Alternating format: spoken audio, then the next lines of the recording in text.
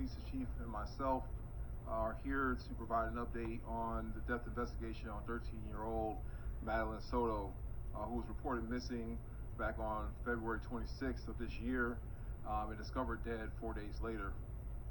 I know the community and the media have been anxious for us to give an update on this case, and this is an opportunity for us to do that.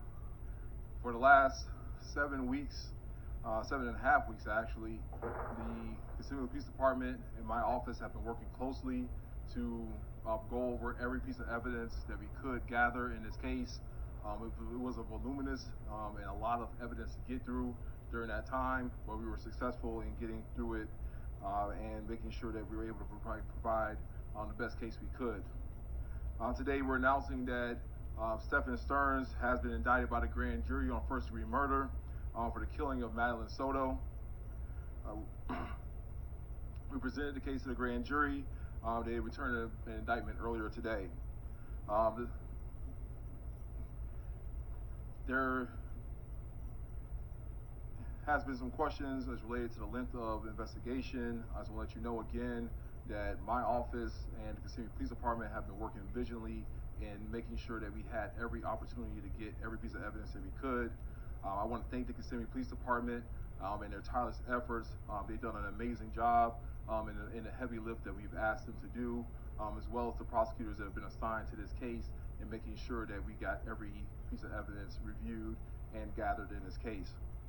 While death investigations usually take around 5 to 6 weeks or longer, we were able to get this one done relatively quickly and get the case to the front of the grand jury, like I said earlier today, to return the indictment against Mr. Stephan Sterns. The death penalty in this case, we have not decided to what decision we're going to make in that case. We're going to continue those discussions going forward, and we'll let you know again when we make that decision as to whether we're going to seek the death penalty in this case. I want to thank the grand jury for their hard work and their efforts in making sure that we're making this first step in seeking justice for Madeline Soto, for her family, and so this the community can have closure in this case. The defendant will appear at initial appearances, I believe probably the next day or two. Then the case will proceed down its normal path, and we'll try to keep you abreast of how the case is moving, as well as you probably ask us questions to make sure that we are providing that proper information to keep you abreast of how the case is going down and then the normal path of the criminal justice system. I'd like now to introduce Chief of Police Betty Holland, and for her to provide comment.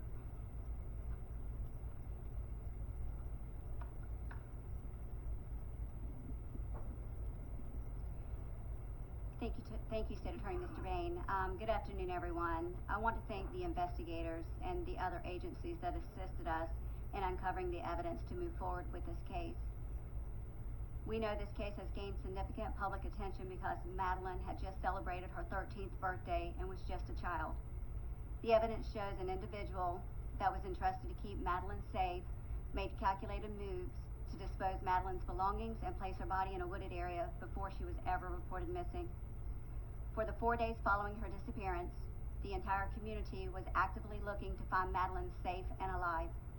Tragically, on March 1st, Madeline's remains were found. Our detectives have worked tirelessly to piece together the events leading up to Madeline's disappearance and death.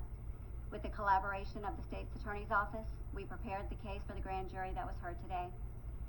The grand jury determined that our department secured enough evidence to obtain a first-degree murder indictment. We appreciate each grand jury member for their careful consideration. We want to thank the diligent work of the State's Attorney's Office, the Medical Examiner's Office, and our other law enforcement partners who assisted with this investigation. Your expertise and dedication were instrumental in uncovering the truth. The indictment signifies a crucial step forward in our quest for justice and a testament to our commitment to honoring Madeline's memory. We will now take questions.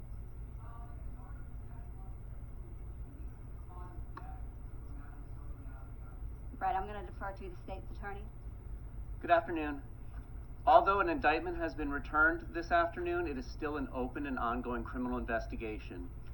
So much of this information cannot be disclosed until Mr. Sterns' attorney If he does so, elects to participate in discovery, and then all of you in the media know how to go about seeking information through public records.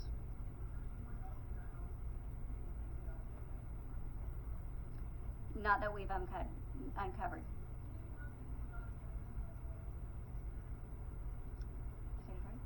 Again, all questions about the facts of the case are not subject to disclosure because of public records laws at this time. Once his attorney participates in discovery, then you can make public records requests through your normal channels as you do in other cases.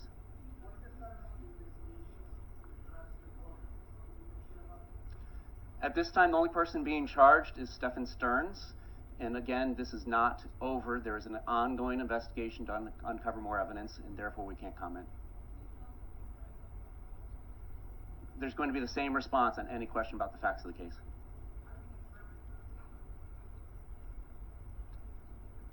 Through the facts of the case.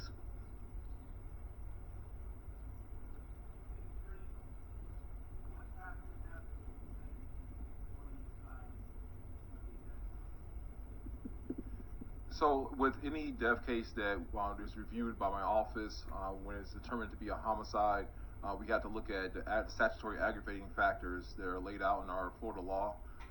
Once we've determined that we have sufficient evidence to prove those factors to the proper evidentiary standard, then we have to have a talk about whether this is a death penalty case.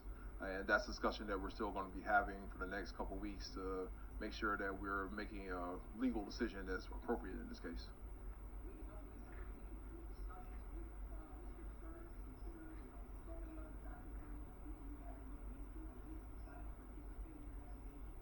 I'll leave that for Mr. Will.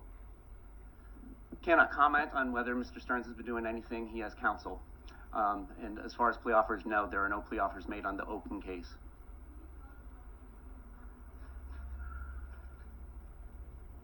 You can address that question with the indictment that should be on the clerk's website if it's not already.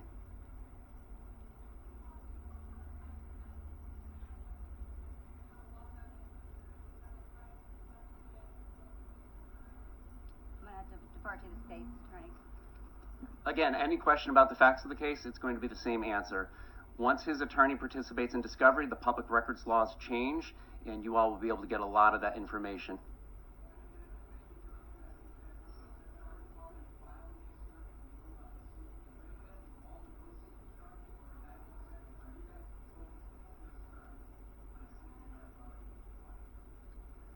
As far as the 60 counts that are already filed against Mr. Sterns, that is solely involving Mr. Sterns as a defendant.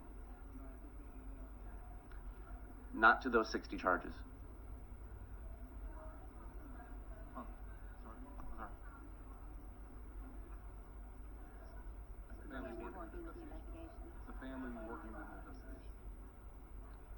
It's an ongoing investigation. Can't comment on who's working with us. Okay. This will be the last question. I'll let you get that in. What was it?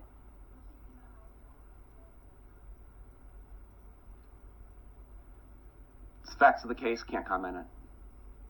So thank you all so much for coming out today. If you need this gentleman's name, it is Will J, W-I-L-L-J-A-Y.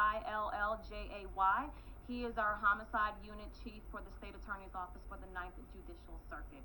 Thank you all so much for coming out today.